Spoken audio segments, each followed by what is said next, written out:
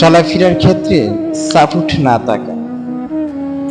আমি জানতাম টাকা হলে সব সাপোর্ট হয়ে যায়, কিন্তু না।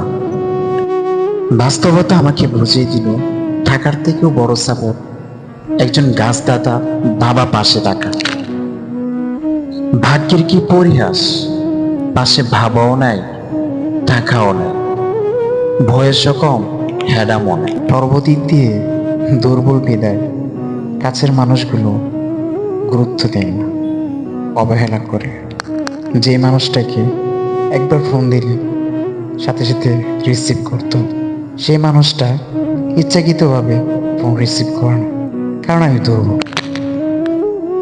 ছোটখাটো গার্জেনদের দায়িত্বে যারা আছে সান্ত্বনা দেয়, তারা সান্ত্বনা নামে প্রতারণা করে। মাঝে মধ্যে তো নিজের প্রতি খুবই বিরক্ত বোধ হয় এবং নিজের প্রতি নিজের খুব ঘৃণা জমে। আর কতকাল এভাবে, আর কতদিন?